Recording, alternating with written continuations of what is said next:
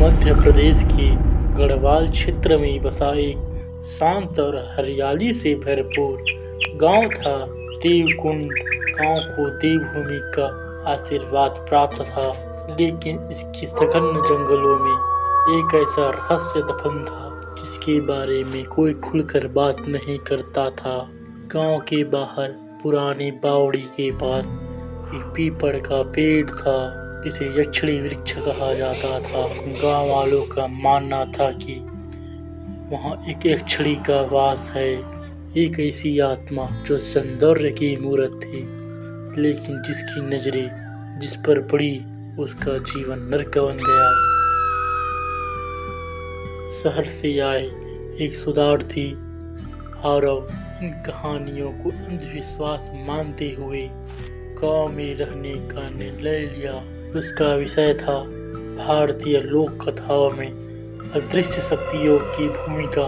गांव वालों ने उसे चेतावनी दी, बावड़ी के पास जाना बेटा, यक्षिणी वहाँ अब भी जागती है।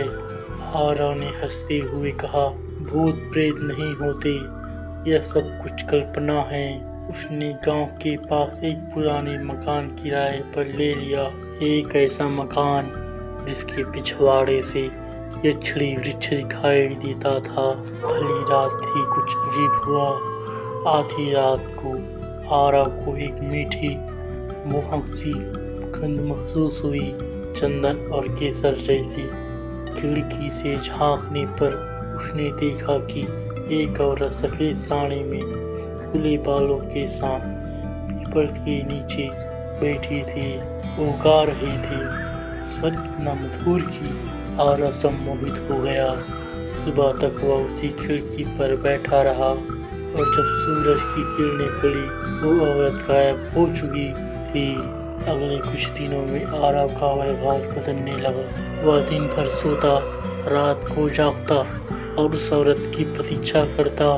गांव के बुजुर्ग पंडित विष्णु प्रसाद ने उसकी हालात देखी और कहा, तू यक्षिणी की वश में आ चुका है बेटा। ये मोहक दिखती है पर इसका अंत मृत्यु है। पर आरव नहीं माना। उस रात उसने तय किया कि वह उस स्त्री से मिलेगा। चांदनी रात थी। आरव बावड़ी के पास पहुंचा। वही वह स्त्री खड़ी थी। उसकी आंखें गहरी और चमकती हुई, उसकी होठों पर रहस्यमय मुस्कान। कौन हो तुम? आरव ने पूछा, जिससे तुम सदियों से खोज रहे हो।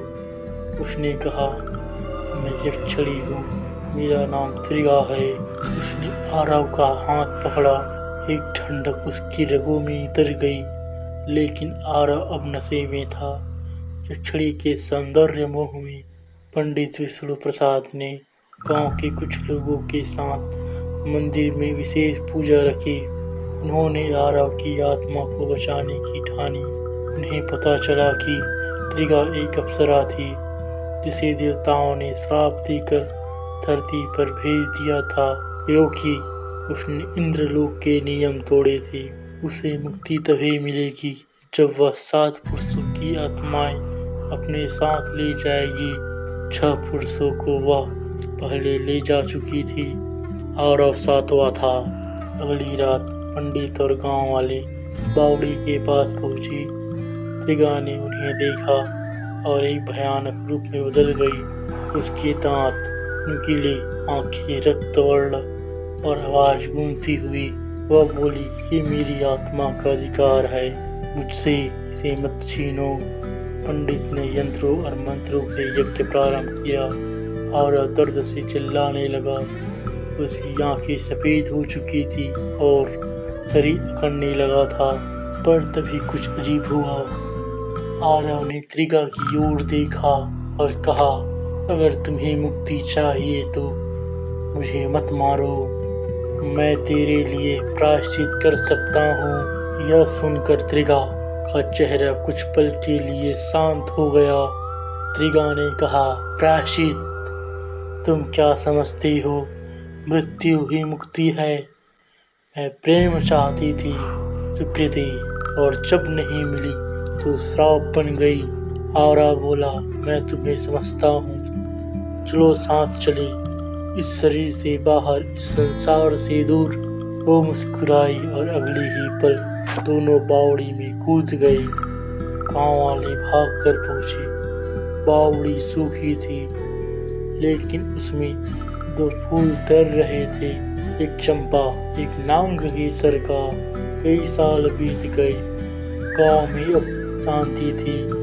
पीपल का पेड़ अब भी था, लेकिन यक्षले की छाया नहीं।